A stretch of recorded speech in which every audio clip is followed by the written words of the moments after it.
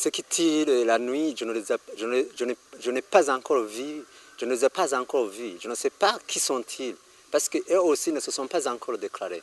Mais quand je fais allusion au passé, je me rappelle les années 96, 97, moi j'avais envie de voir les gens qu'on appelait des rebelles. Je n'entendais pas, je ne savais pas comment le rebelle sera, quel est le visage d'un rebelle. Mais maintenant, on voyait les militaires à l'époque. Et on reprochait les militaires de violenter certaines catégories de la population. Mais alors maintenant, plaçons la situation actuellement. Moi, je pense que la police, aujourd'hui, qui est accusée d'avoir tiré sur la population, parce que je te donne un exemple. Il y a le 27 avril, il y a un enfant qui s'appelle Komeza Gusenga Jeanne Pomusen, qui a été tué. Un policier a lancé balle réelle sur l'enfant. Et le 1er juillet, un enfant qui s'appelait Haksimana Frank, qui venait de terminer l'école, je pense, le lycée central Saint-Gabriel, il a été tué avec son jumeau, avec son père à Mutakura.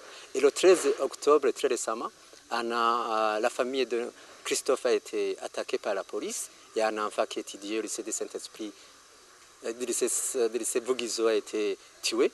Alors moi, je fais un clin d'œil à ces éléments de la police, qui je ne sais pas, mais si la police est connue, mais si l'histoire n'oublie pas, si l'histoire fait des enquêtes, qui se rend compte qu'il y a un policier qui est accusé d'avoir violenté les gens ou d'avoir commis des crimes contre l'humanité, que ce soit aujourd'hui, demain, après-demain, au jour ou ailleurs, ce policier répondra un jour. Donc, en clin d'œil, je le fais à cette police et à ses commanditaires qu'il faut respecter les droits de la personne humaine et qu'ici aussi je dois associer ces violences avec le troisième mandat parce que tout a débuté avec le troisième mandat qui a été contesté par la population, une certaine partie de la population, dont moi, la population, les éléments de la société civile, parce que l'accord d'Arusha est clair, le président a 2 mandats seulement, et aucun président doit obliger plus de 2 mandats.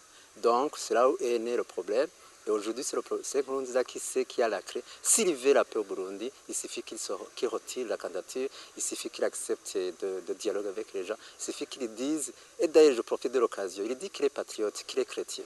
Il faut qu'il se rappelle que à un moment donné, la Bible nous dit que même s'il semble bien, s'il y a un brebis qui s'en va, il faut laisser le neuf quelque part et aller chercher l'autre qui est parti. Je crois que je fais une émission en Nkurunziza d'arrêter, ce n'est pas la peine de raconter tout ce qu'il raconte à la RTNB, sa radio, et d'ouvrir plutôt le dialogue inclusif, c'est-à-dire, pas inclusif, je veux dire l'opposition avec la société civile qui a déclenché un mouvement art au troisième mandat. Sinon, qu'on ne cherche pas de médias 14 la réalité est celle-là. Ce n'est pas la commission interburundais qui donnera les réponses, c'est plutôt le dialogue entre l'opposition, la société civile radicale contre le troisième mandat et l'opposition qui donnera la solution, et non la commission dirigée par les justes.